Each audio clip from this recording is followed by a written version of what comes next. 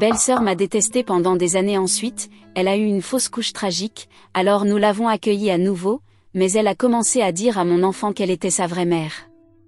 Mon mari David et moi sommes mariés depuis 8 ans. Nous avons un fils ensemble appelé Tom, qui a actuellement 4 ans. C'est un enfant très joueur, avec une imagination hyperactive. Tom a toujours été proche de moi et est un peu un fils à maman, ce qui ne me dérange pas du tout, car je sais que dès qu'il sera adolescent, il aura ses propres intérêts et peut-être qu'il ne voudra plus passer autant de temps avec moi. David et moi sommes des partenaires excellents. Au fil des ans, nous avons perfectionné notre routine pour prendre soin de la maison, de Tom, ainsi que de nos carrières épanouissantes. Honnêtement, cette harmonie entre nous a été possible parce que je pensais avoir un mari très respectueux et communicatif comme David, alors vous imagineriez que je n'ai rien à me plaindre sur Reddit, non? Eh bien, je fais ce post aujourd'hui à propos de la sœur de mon mari, Cathy. Je ne veux pas commencer en montrant mon préjugé envers elle, mais disons simplement que Cathy est extrêmement difficile à côtoyer. Elle a toujours été froide avec moi depuis le début, et ce comportement est resté le même après que David et moi soyons mariés depuis longtemps. Je me souviens qu'au début de notre relation, David m'a dit que ses parents m'approuveraient facilement, mais que sa sœur, Cathy, me mettrait certainement à l'épreuve, car elle a toujours été très protectrice envers lui. Eh bien, comme il se trouve, il avait raison. La première nuit où nous nous sommes rencontrés, elle m'a posé un tas de questions sur ma famille, mon enfance et mes frères et sœurs. Peu importe ce que je répondais, elle semblait toujours déçue et gardait le nez en l'air tout le temps. Elle mentionnait aussi aléatoirement les ex de David pendant notre conversation et me comparait à elle, comme si c'était la chose la plus normale à faire. À un moment pendant le dîner, elle a invité David à se joindre à elle et à ses amis pour un voyage entre filles, en lui disant qu'il avait besoin de se vider la tête avant de se sérieux avec quelqu'un. Cette déclaration m'a vraiment dérangée et j'étais visiblement irritée, ce que David a remarqué et a dit à sa sœur de reculer, aussi poliment que possible. Maintenant, c'est quelque chose qui m'ennuie parfois chez mon mari. Bien qu'il défende sa sœur, il n'est pas vraiment ferme sur ses limites à cause de son affection pour elle, je suppose. Cela lui fait croire qu'elle peut continuer à insister sur le sujet, juste parce qu'elle est la sœur aînée, selon elle, seule elle a les meilleurs intérêts pour lui.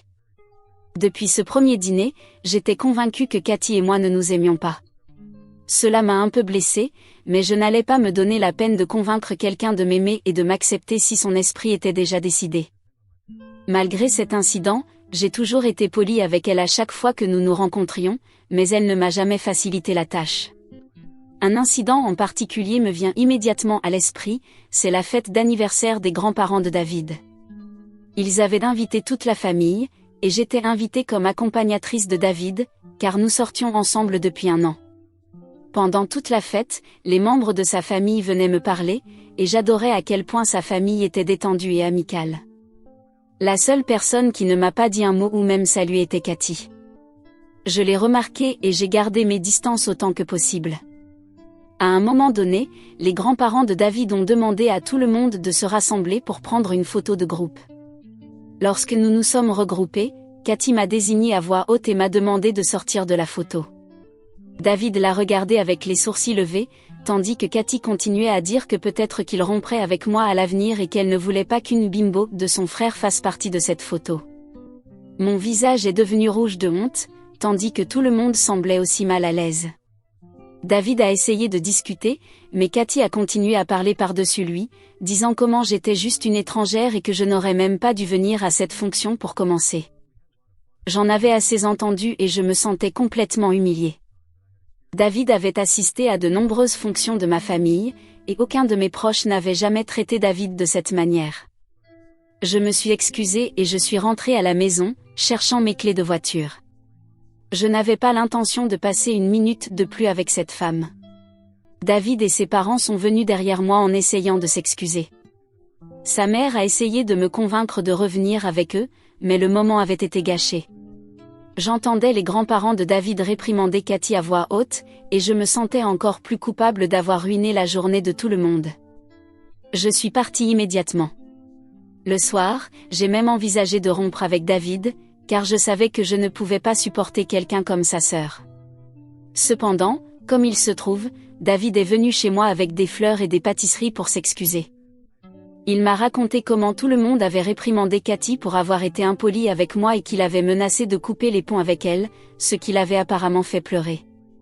Il m'a dit qu'il en avait marre des pitreries de sa sœur et qu'il ne voulait plus rien avoir à faire avec elle. Nous avons beaucoup parlé, mais je me sentais rassurée qu'il avait pris ma défense.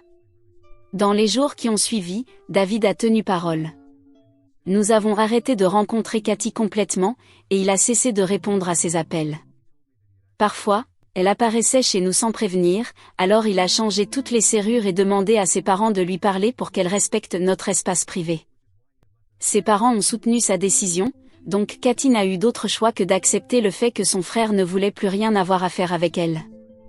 Nous pensions que cela la ferait réfléchir et regretter la façon dont elle m'avait traité, mais, comme il se trouve, cela a eu l'effet inverse. Elle a commencé à m'appeler et à m'envoyer des messages menaçants, me blâmant pour tout. Le point culminant a été lorsqu'elle est apparue à mon travail un après-midi en exigeant de me voir. Heureusement, mon manager est intervenu et l'a expulsée, mais j'étais vraiment secouée. J'ai dit à David qu'à ce stade, je n'avais pas d'autre choix que de rompre avec lui pour m'éloigner de sa sœur folle, de porter plainte contre elle et de l'emmener au tribunal pour harcèlement. David a commencé à pleurer en entendant cela, me suppliant qu'il n'y avait aucune raison de rompre et me demandant de lui donner une chance de régler cela. Il a ensuite convaincu ses parents de fixer une réunion entre lui et Cathy chez eux, où ils ont eu leur dernière conversation. Ses parents savaient ce qu'elle me faisait subir et lui ont clairement fait comprendre qu'ils ne voulaient plus rien avoir à faire avec elle.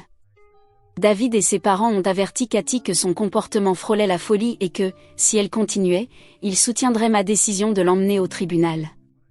Je ne sais pas comment, mais Cathy a finalement avoué qu'elle avait besoin d'aide. Elle leur a raconté ce qu'elle ressentait et a révélé qu'elle avait perdu son emploi et était au chômage depuis des mois, ce qui avait aggravé sa santé mentale. Heureusement pour elle, les parents de David l'ont immédiatement internée dans un hôpital psychiatrique, où elle pouvait être étroitement surveillée. David a réitéré son désir de ne pas rester en contact avec elle, ce que Cathy a finalement accepté. Elle m'a envoyé un message d'excuse, qui, à mon avis, semblait à moitié sincère, mais, pour son bien, j'espère qu'elle guérira. Quand David et moi nous sommes enfin mariés, nous avons décidé de ne pas inviter Cathy, même si elle avait été libérée et semblait bien se porter dans la vie. Je ne voulais rien avoir à faire avec elle et tout le monde a respecté mon souhait. Elle a envoyé des fleurs pour me féliciter pour mon jour heureux, ce que j'ai beaucoup apprécié. Peu de temps après notre mariage et notre retour de lune de miel, Cathy a annoncé qu'elle se mariait. Tout le monde a été surpris, car personne ne savait qu'elle sortait avec quelqu'un, mais nous étions tous heureux pour elle. Jusqu'à ce que nous apprenions qu'elle sortait avec un gars qu'elle avait rencontré pendant son séjour à l'hôpital psychiatrique. Juste pour vous donner tout le contexte, ce gars, James, était schizophrène et alcoolique, avec des tendances volatiles, selon ses médecins. De manière compréhensible, David et les parents de Cathy étaient un peu inquiets en découvrant cela. Cathy a annoncé à tout le monde que son mariage aurait lieu le mois suivant et qu'elle voulait que seul David soit présent, et non moi. Je m'y attendais un peu et cela m'a soulagée qu'elle ne m'invite pas, car cela m'a évité de trouver une excuse pour ne pas y assister. Cependant, mon mari s'est senti offensé que sa sœur ait invité seulement lui et non moi, alors il n'a pas non plus assisté au mariage. Ceux qui y ont assisté nous ont raconté que l'événement était un cauchemar. Il se trouve que Cathy et James étaient totalement ivres pendant la cérémonie et ne pouvaient même pas répéter correctement les mots après le prêtre. Pendant la réception, James a continué à boire et est devenu tellement ivre qu'il a commencé à déchirer sa chemise et son pantalon, tandis que tout le monde le regardait horrifié. Étant schizophrène, James n'aimait pas être regardé et a immédiatement attaqué un serveur à l'événement, qui était juste un spectateur innocent, en criant que le serveur semblait suspect et cachait quelque chose. La famille de James a finalement réussi à le calmer et a convaincu le serveur de ne pas porter plainte contre James en le payant. Cependant, cet incident a compréhensiblement laissé tout le monde préoccupé pour la sécurité de Cathy. Si James pouvait attaquer un étranger, il n'y avait aucune garantie qu'il ne l'attaquerait pas. David et ses parents ont essayé de parler en privé avec Cathy du comportement étrange de son mari, mais Cathy semblait convaincue qu'elle pouvait le changer et le rendre meilleur. Peu importe à quel point ses parents essayaient de l'avertir des signaux d'alerte, elle était convaincue que James ne lui ferait jamais de mal de quelque manière que ce soit. J'aimerais pouvoir dire ici qu'elle avait raison, mais comme vous pouvez déjà l'imaginer, James l'a traité exactement comme tout le monde l'avait averti. Au fil des ans, David et ses parents ont essayé de rester en contact avec Cathy, mais James coupait délibérément tout contact avec elle et empêchait qu'elle parle à qui que ce soit. Nous ne pouvions pas porter plainte contre lui parce que Cathy refusait d'accepter de l'aide. À 2 reprises, nous avons entendu que la police avait été appelée chez eux parce que les voisins entendaient des disputes et des violences physiques. Malgré tout, Cathy n'a jamais cédé et semblait convaincue qu'il était l'homme de sa vie. Il y a 4 ans, je suis tombée enceinte de Tom. Tout le monde était fou de joie. Pour ma baby shower, je voulais que Cathy fasse partie de la célébration, alors nous lui avons renvoyé une invitation. Nous n'avons jamais reçu de réponse, ce qui nous a inquiétés, alors David a décidé de se rendre chez elle pour vérifier. Il se trouve que James avait complètement coupé toute communication avec nous et avait jeté notre invitation pour qu'elle ne le découvre même pas. Je ne sais pas exactement ce qui s'est passé, mais David, compréhensiblement, s'est énervé, alors lui et James ont échangé quelques mots, ce qui n'a mené à rien parce que Cathy ne pensait pas que ce que faisait son mari était mal de quelque manière que ce soit. Frustré, David est parti, et ce fut la dernière fois que nous avons entendu parler d'elle. Nous n'avons plus jamais pris contact avec elle, même lorsque Tom est né. Ses parents ont également arrêté de faire des efforts pour la convaincre, et nous avons tous prié pour qu'elle aille bien. Ces dernières années, après la naissance de Tom, ont été extrêmement paisibles et pleines d'amour. David et moi n'avons jamais eu de problème majeur pour commencer, et maintenant nous avons tous les 2 atteint une merveilleuse compréhension et un rythme dans notre mariage. Tom est un enfant très curieux et il nous occupe avec ses pitreries. Les parents de David nous rendent visite tous les week-ends pour qu'ils puissent s'occuper de Tom pendant quelques heures, tandis que David et moi avons notre soirée hebdomadaire de rendez-vous. Cela nous donne un peu de temps libre pendant que les grands-parents passent du temps de qualité avec Tom. Tout semblait bien aller jusqu'à il y a 8 mois, lorsque Cathy est apparue à notre porte toute boueuse et désordonnée. Ses pieds étaient sales et elle n'avait pas de chaussures. Nous l'avons immédiatement laissée entrer et j'ai couru chercher une couverture, car elle semblait trembler. Nous ne l'avions pas vue depuis des années, alors nous ne savions pas quoi dire. David continuait à lui caresser les cheveux et à lui demander si elle allait bien. Cathy semblait engourdie et fixait le vide. Finalement, elle a révélé qu'elle venait de faire une fausse couche. Nous étions sous le choc pendant qu'elle continuait à raconter comment elle était tombée enceinte il y a 1 mois et pensait que James serait heureux. Au début, il l'était, mais au fil des semaines, il est devenu de plus en plus soupçonneux que ce bébé la détournerait de lui et qu'elle ne l'aimerait plus de la même manière. Il se disputait beaucoup et il la menaçait de mettre du poison pour rat dans sa nourriture pour qu'elle perde le bébé.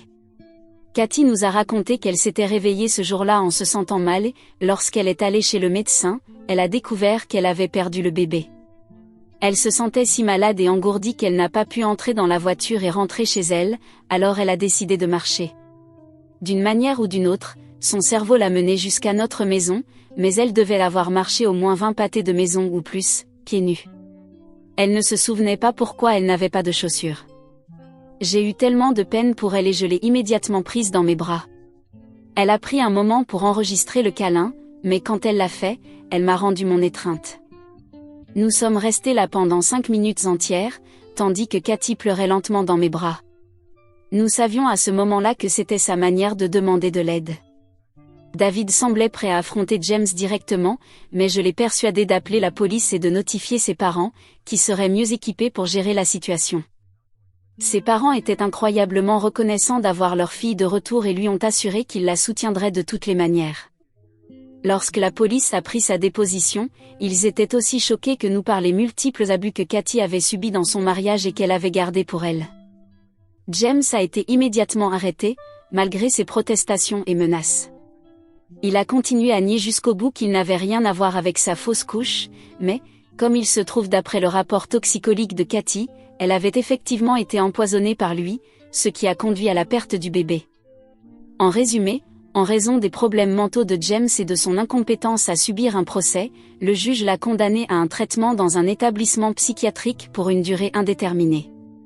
Cette décision était évidemment frustrante, mais nous étions également reconnaissants d'avoir Cathy de retour, saine et sauve. Je dois préciser que tous mes sentiments précédents d'animosité envers elle ont disparu à ce moment-là. En tant que femme, j'avais de la peine pour elle et je voulais simplement oublier notre passé pour que nous puissions aller de l'avant. Je ne souhaite rien d'autre que Cathy guérisse après toute cette épreuve. Elle semblait également calme autour de moi et n'était plus méchante. Quand nous avons senti qu'elle était prête, nous avons présenté Tom à elle, car nous pensions que cela l'aiderait à se rétablir plus rapidement. Elle s'est extrêmement rapprochée de Tom en peu de temps, ce qui ne nous a vraiment pas dérangés. Je suppose que cela aurait dû être mon premier signal d'alarme. Au fil des semaines, elle trouvait des moyens de passer de plus en plus de temps avec mon fils, en apparaissant de manière inattendue chez nous sans appeler d'abord. Elle vivait avec ses parents et ceux de David, donc elle pouvait facilement conduire jusqu'à chez nous. Elle insistait pour donner le bain à Tom ou lire ses histoires avant de dormir, ce qui, au début, semblait être un geste gentil. Cependant, sa présence croissante a commencé à sembler un peu étrange. Cela est arrivé au point où Cathy venait presque tous les jours sans prévenir et trouvait toujours une raison de rester plus longtemps que nécessaire. Elle apportait des jouets et des cadeaux pour Tom, cherchant toujours à s'impliquer dans sa routine quotidienne. Elle faisait également des commentaires étranges sur ses vêtements ou sa coiffure, disant comment Tom serait mieux ainsi ou autrement, ce qui me dérangeait un peu. Bien que j'apprécie ses efforts pour se rapprocher de lui, cela a commencé à sembler qu'elle revenait lentement à ses anciennes habitudes de me rabaisser. Cependant, cette fois-ci, au lieu de son frère, il s'agissait de mon fils et mon instinct maternel a pris le dessus. J'ai parlé à David, qui m'a assuré que peut-être je réfléchissais trop et que sa sœur essayait juste de faire face à sa douleur. Il m'a rappelé comment elle venait de perdre son enfant, ce qui m'a fait me sentir coupable, alors j'ai décidé de laisser faire. Si s'occuper de mon fils la rendait heureuse pendant quelques minutes, alors qu'elle était le mal, non. Au fil des jours, j'ai essayé de m'accommoder de sa présence constante dans notre maison. Elle a commencé à s'occuper de Tom tous les jours pendant que nous étions au travail et même à l'emmener jouer au parc le soir. Parfois, quand je rentrais à la maison, je remarquais que mon fils ne montrait plus le même enthousiasme pour moi comme il le faisait toujours. Il ne courait plus me saluer et me regardait curieusement. Après que Cathy soit partie, j'essayais de parler à Tom de sa journée et s'il avait des problèmes avec Cathy autour, mais il ne participait pas beaucoup à la conversation. Mon fils, qui était toujours joyeux autour de moi, semblait triste et moins enthousiaste. En tant que mère, je me sentais vraiment préoccupée par le changement de comportement de mon fils, mais chaque fois que j'essayais d'en parler à mon mari, il me disait gentiment que je réfléchissais trop à des choses triviales. David essayait de me rassurer que tout était dans ma tête et que Tom grandissait simplement. Cependant, le sentiment persistant dans ma tête continuait de me déranger, alors j'ai parlé à l'un de mes collègues de travail à ce sujet, qui m'a donné l'idée brillante d'acheter des caméras de surveillance pour bébé sur Amazon et de les installer dans la chambre de mon fils et dans notre salon pour garder un œil sur Tom. C'était une idée ingénieuse et j'ai immédiatement acheté 2 caméras. Je n'ai jamais dit à David à ce sujet, car je ne voulais pas qu'il rejette mes sentiments à nouveau. Hier, je suis rentrée à la maison. Après que Tom soit allé se coucher, j'ai décidé de vérifier les caméras de surveillance que j'avais installées. David regardait la télévision en bas, alors je me suis assise dans mon bureau pour regarder la vidéo, qui avait également de l'audio. Au début, c'était juste Cathy prenant soin de Tom et jouant avec lui. Elle semblait vraiment bonne avec les enfants. Cependant, imaginez ma surprise quand j'ai vu Cathy sortir un livre de son sac à main, ce que je n'avais pas remarqué auparavant. Généralement, nous avons des livres appropriés pour l'âge de notre fils dans sa chambre, mais ce livre était différent. Elle a lu le livre à Tom avant sa sieste de l'après-midi. En écoutant elle lire l'histoire, j'ai réalisé que l'histoire parlait d'adoption et de comment une mère donne parfois son enfant à une autre mère pour en prendre soin. Pendant que Cathy lisait l'histoire à mon fils, elle ajoutait que c'était pourquoi elle avait laissé Tom à mes soins toutes ces années parce qu'elle n'était pas prête. Mes yeux se sont écarquillés d'horreur quand elle a continué à dire à mon enfant que, peu importe ce qui se passait, elle serait toujours sa vraie mère et que personne ne pourrait l'aimer plus qu'elle. Elle a embrassé son front et l'a laissé pour sa sieste. Ma main tremblait de colère alors que je comprenais enfin les bêtises qu'elle avait mises dans la tête de mon fils, depuis combien de temps, on ne sait pas, ce qui avait clairement fait que mon fils se comportait étrangement avec moi. Ce pauvre enfant devait être terriblement confus et ne savait tout simplement pas quoi croire. J'étais prête à descendre les escaliers et demander à mon mari de ne plus jamais laisser sa sœur entrer chez nous, mais quelque chose m'a arrêtée. Au lieu de cela, j'ai décidé de prendre un jour de congé pour passer du temps seul avec mon fils et découvrir exactement ce que Cathy lui disait pour le laver le cerveau. Quand j'ai dit à Cathy aujourd'hui qu'elle n'avait pas besoin de venir garder les enfants, elle a paniqué, insistant qu'elle aimait passer du temps avec mon fils, mais je lui ai fermement dit de reculer, que je voulais la journée avec mon enfant. David m'a demandé si j'allais bien et je l'ai assuré que tout allait bien, mais que j'avais juste besoin d'une pause. Plus tard, j'ai emmené mon fils à son parc préféré pour que nous puissions jouer toute la journée. Nous avons mangé des pizzas et passé la journée entière à rire et à nous amuser avant d'aborder la conversation. Je voulais que mon fils se sente en sécurité avec moi. Quand j'ai commencé à lui demander de quoi lui et sa tante avaient parlé, il est devenu un peu silencieux. J'ai promis à Tom qu'il n'avait aucun problème et que je voulais juste qu'il sache qu'il pouvait me parler de n'importe quoi. C'est alors que mon fils a révélé la vérité. Il m'a raconté comment Cathy avait essayé de le convaincre pendant des semaines qu'elle était sa vraie mère, même s'il ne le croyait pas vraiment. Elle lui disait aussi que je finirais par le laisser, car seules les vraies mères aiment leurs enfants. À cause de son insistance, il avait peur de me demander à ce sujet, de peur que je ne le renvoie vraiment. Il m'a dit qu'il m'aimait et qu'il ne voulait pas aller vivre avec Cathy. En entendant ces mots, mon cœur s'est brisé en regardant son visage rempli de larmes. Il semblait si petit et vulnérable, un contraste frappant avec le garçon joyeux et joueur que je connaissais si bien. Je me suis agenouillée à son niveau, et pris ses mains doucement et lui ai assuré que tout irait bien. Nous surmonterions cela ensemble, quoi qu'il arrive. Je l'ai serré fort, ressentant le poids de ses peurs et de ses douleurs. Je me sentais comme une perdante de ne pas avoir réussi à protéger mon fils de cette psychopathe. Je lui ai assuré qu'il n'avait rien à craindre et que moi et David nous occuperions de cela. Cependant, mon fils m'a ensuite informé que David savait déjà tout cela. Je lui ai demandé ce qu'il voulait dire et il a dit « J'ai demandé à papa et il sait tout ça, mais il m'a dit de ne rien te dire ». Le sang a quitté mon visage en réalisant que mon mari, malgré le fait qu'il avait découvert ce que faisait sa sœur, avait choisi de la protéger au lieu de notre fils. Il savait déjà tout. Je ne pouvais pas laisser mon fils près de ces gens. Je ne voulais pas que mon fils soit confus et effrayé par sa propre mère. J'étais sa mère, et c'était mon travail de le protéger de cela. J'ai rapidement conduit à la maison et fait nos bagages. J'ai dit à mes parents que je venais chez eux et que, si David demandait, nous lui dirions que je leur manquais et que je voulais passer du temps avec eux. Heureusement pour moi, mes parents sont très solidaires, alors ils n'ont même pas hésité à dire oui. En écrivant ceci, j'ai déjà parlé à mes parents de tout et ils sont aussi choqués que moi de ce que Cathy disait à mon fils. David m'a appelé quand il a dû rentrer à la maison pour trouver la maison vide, mais j'ai essayé de paraître aussi normal que possible, en disant que j'avais besoin d'une pause de notre maison et de mon travail. Il semblait curieux, mais je l'ai assuré que je resterais avec mes parents pendant seulement quelques jours. Nous nous disputons rarement, alors je suppose qu'il n'a pas pensé beaucoup à cela, bien que mon comportement ait dû lui sembler étrange. Je suis tellement confuse en ce moment. Je n'ai aucune idée de ce que je devrais faire, comment devrais-je affronter la situation pour éloigner mon fils et moi de la sœur folle de mon mari. Mise à jour 1. Waouh, je me suis réveillée avec presque 600 plus commentaires sous mon post. Je ne peux pas croire que tant de gens utilisent Reddit et ont trouvé mon post.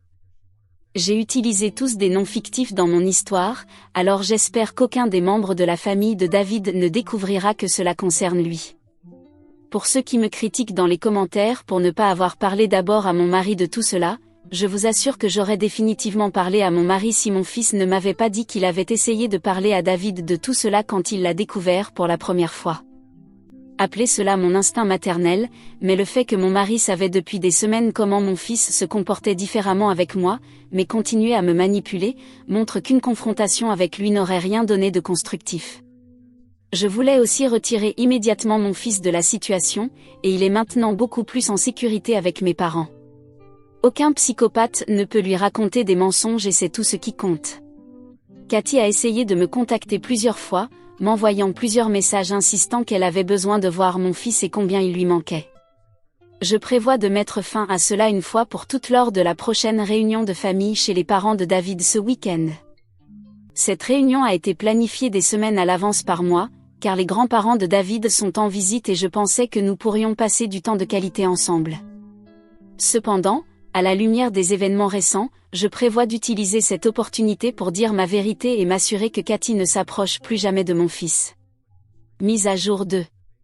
Je suis de retour avec une mise à jour. J'ai finalement confronté David et Cathy comme prévu lors de la réunion de famille. J'étais tellement nerveuse avant d'y aller, mais j'ai décidé d'apporter l'enregistrement de la caméra de surveillance avec moi pour avoir une preuve légitime à montrer à tout le monde. Sans entrer dans trop de détails et en allant droit au but, j'ai appelé Cathy devant tout le monde pendant le déjeuner. Elle semblait ébranlée et a essayé de rire comme si ce n'était pas grave. Puis j'ai montré la caméra de surveillance et lui ai dit comment j'avais enregistré ce qu'elle avait dit à mon fils. J'ai vu la couleur disparaître de son visage alors que j'envoyais la vidéo dans le groupe familial pour que tout le monde puisse voir de quoi je parlais. Ses parents étaient horrifiés en la voyant essayer de convaincre mon fils qu'elle était sa vraie mère. Après cela, j'ai confronté David et lui ai dit comment il avait échoué à protéger notre fils. Mon mari semblait vraiment coupable, mais il a essayé de se justifier en disant qu'il n'avait pas beaucoup réfléchi à cela et pensait que cela aiderait sa sœur à surmonter son deuil. Il se sentait déchiré entre soutenir la récupération de sa sœur et me le dire, mais en fin de compte, il a choisi de se taire. Je lui ai informé que, en raison de ses actions, je ne lui faisais plus confiance et que je ne pouvais pas laisser mon fils près de lui ou de sa famille à nouveau. Pour la première fois depuis longtemps, j'ai vu mon mari pleurer, mais je n'ai pas changé ma décision. Je lui ai informé que je ne pouvais pas laisser mon fils grandir dans une famille où son père refusait de le défendre juste pour protéger sa sœur mentalement instable. Les parents et grands-parents de David et Cathy se sont excusés auprès de moi et m'ont assuré qu'ils feraient en sorte que Cathy ne s'approche plus jamais de notre fils. Cathy semblait complètement humiliée, mais n'a même pas eu la décence de s'excuser une seule fois. David continuait à justifier ses actions. Mais je ne l'ai pas écouté. Je suis partie peu de temps après cette confrontation, car mon travail était terminé et je ne voulais plus rien avoir à faire avec eux. Mise à jour 3. Je vois que certains d'entre vous sont confus par ma décision, alors je voulais juste clarifier. Oui, je prévois de divorcer de mon mari. Je sais que beaucoup d'entre vous voulaient que je donne une seconde chance à mon mari, car ce n'était pas entièrement de sa faute. Et je suis d'accord que David est un homme bien. Cependant, un homme bien ne fait pas automatiquement de lui un bon père. Juste parce qu'il et moi n'avons jamais eu de problème ne signifie pas qu'il était un bon père pour Tom. Il aurait dû résoudre cela dès le début, lorsque notre fils est venu à lui avec des doutes, au lieu de passer des semaines à essayer de dissimuler et de me manipuler. Moi et mon fils ne pouvons plus lui faire confiance. J'ai accueilli Cathy à bras ouverts après ce qu'elle a traversé, parce qu'en tant que femme, j'avais de la peine pour elle. Mais, au final, elle a prouvé exactement pourquoi je ne l'ai jamais aimée en premier lieu. Je comprends que les abus que Cathy a subis étaient extrêmement traumatisants pour elle, mais cela ne signifie pas que notre fils devait en payer le prix. Elle était une femme adulte qui avait clairement des problèmes mentaux dès le début, mais nous pensions qu'elle allait mieux. Cependant, ce qui m'a vraiment surpris, c'est mon mari.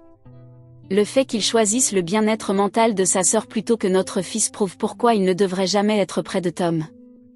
Il a toujours été un mari si solidaire et je pensais pouvoir lui faire confiance, mais depuis ce qui s'est passé avec Cathy, il voulait clairement la protéger plus que nous. Je promets qu'à partir de maintenant, je protégerai mon fils, quoi qu'il arrive. Je suis confiante de pouvoir obtenir la garde complète de mon fils si je révèle l'historique familial pendant la bataille pour la garde.